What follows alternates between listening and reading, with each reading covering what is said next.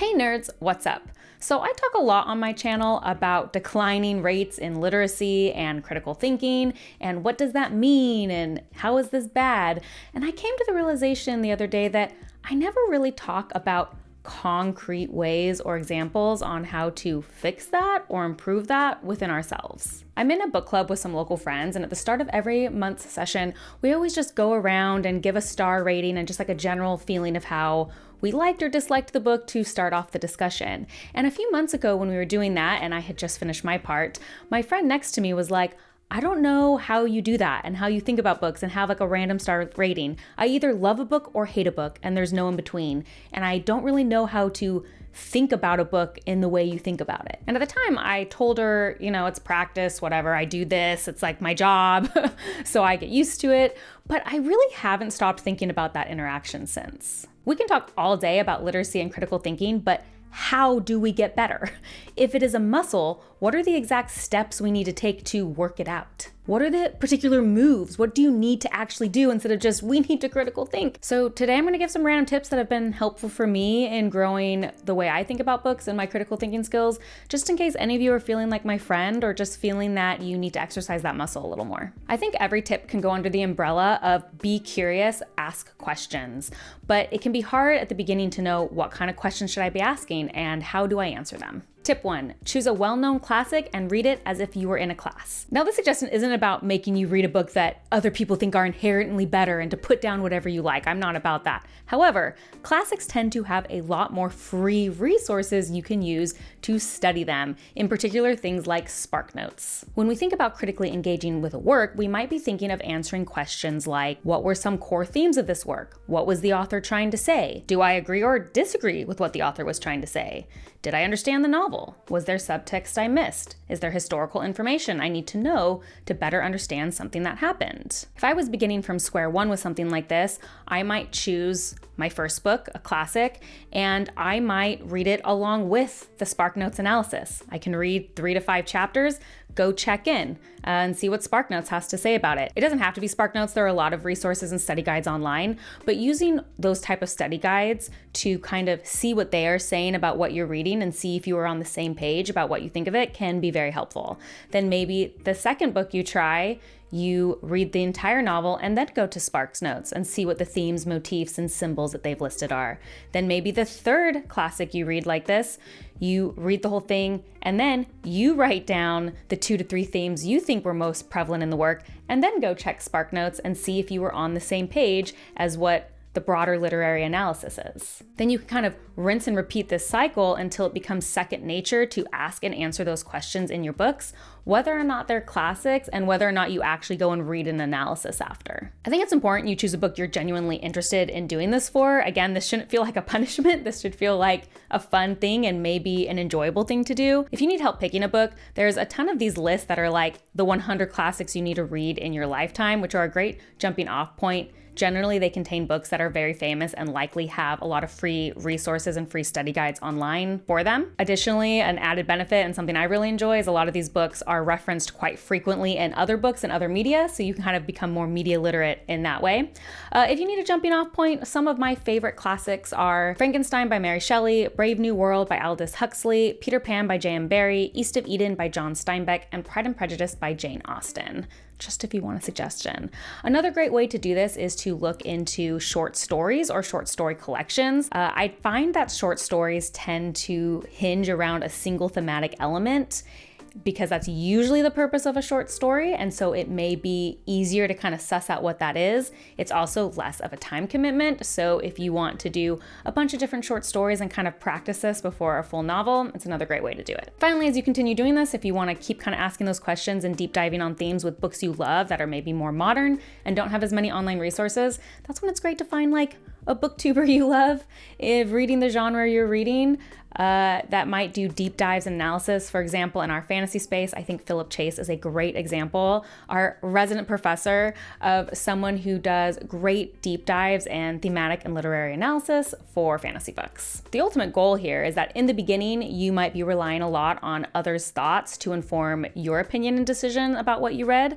But as you continue going on, I like the idea of continually asking yourself questions about how you feel about it to get to the point where you might disagree with someone's thematic read of a novel. And that's when it really becomes fun, because that's when you have something to discuss, and that's when understanding really develops and deepens, in my opinion. Tip 2, read a book that challenges you or scares you. Now, this tip isn't for you to go read like a known challenging book. Like, you don't have to go struggle your way through War and Peace.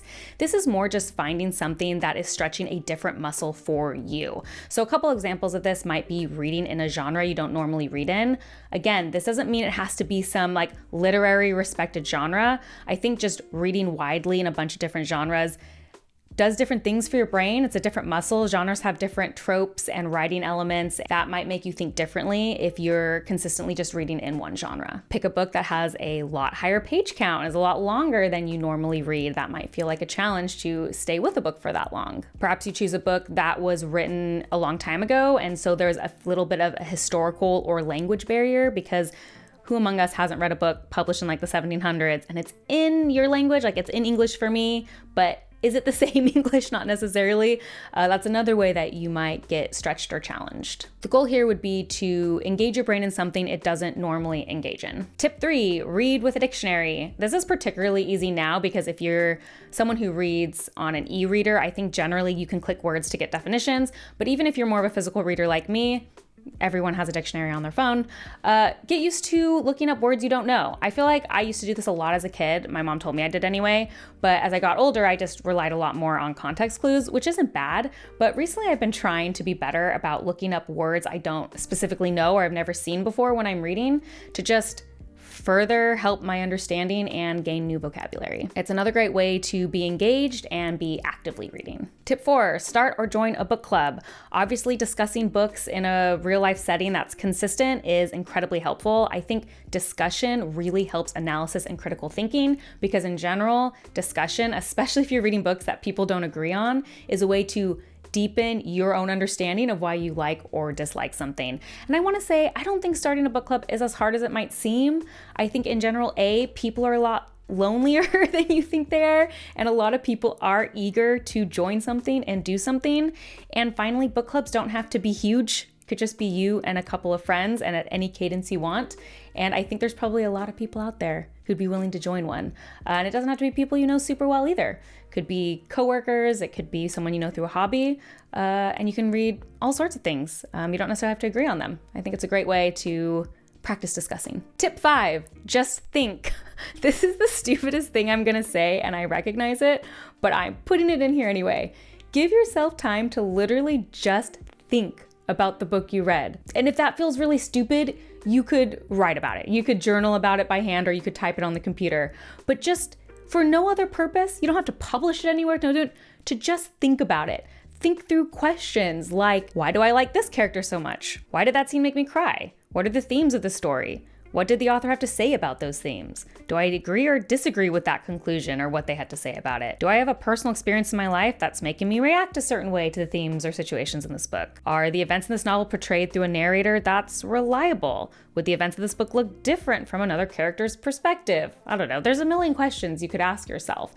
And I know that sounds stupid, but I think thinking is a big part of critical thinking. I think we are all guilty of just leading really fast-paced lives, and lives with a lot of noise and things to do. And the idea of just taking a few minutes to sit and ponder, meditate, literally just do some thinking about what you read can be really beneficial. And again, if that feels weird, you could also do it through like your Goodreads account. I know so many of you have Goodreads accounts. Instead of a short review, maybe you just get used to writing 2 or 3 paragraphs where you talk about some of those elements just to get practice with it. And there's other ways too. Maybe when you normally listen to music or an audiobook or a podcast while you're doing a chore, maybe one night while you're washing the dishes, you just think about what you recently read. I realize this sounds stupid, but I'm telling you it works. those are my tips. I think this might seem like a lot of work at first, especially that first tip about really like treating it like it's a class. But I think the idea is you start slow and then the muscle forms and then it's a lot faster after. I played piano growing up, and I always think about when I was practicing a new piano piece, you generally do it really slow and you're thinking very hard about all the notes and you're reading every note. But as you keep going and you keep practicing, you're no longer thinking about every note anymore. It's about the piece as a whole, and you create a muscle memory and your fingers start memorizing it. And I think the same way with critically thinking about novels. In the beginning, when you're learning, it's going to feel slow and clumsy and take a while, and you're going to really be thinking about every question. But as you continually create a pattern of thought, eventually it'll be second nature, where you probably won't have to set aside time to think about your books. It will be happening naturally as you read. And obviously, critically thinking is important in so many avenues of life, not just our hobby of reading. But I think starting with something that you love, assuming you're here because you love to read, I think starting in that avenue of life, it will influence all other avenues and help you gain that muscle for all the other things you need to critically think about. I think it's something we have to work on no matter who we are or where we are. It might be a skill we used to be a lot better at and it's gone lax. I mean, that's a huge reason I started my channel, is because I felt like I was missing a part in my life where I had need to discuss these things and practice that skill. And yeah, I don't want to just be the person who's saying we got to be better critical thinkers without also offering solutions to that. So I hope this was helpful. There's obviously a lot of other tips out there. I know a lot of people love annotating books. That isn't super helpful for me, but yeah, I think together we can do what we can do for ourselves to contribute in the way we want to. Okay, I hope that was maybe helpful. If you like these kind of videos, please like and subscribe. That's the best way to support me. And if you want to see what I'm currently reading as well as other nerdy rants, you can check me out on Instagram at bookborn.reviews. I'll see you next time. Bye.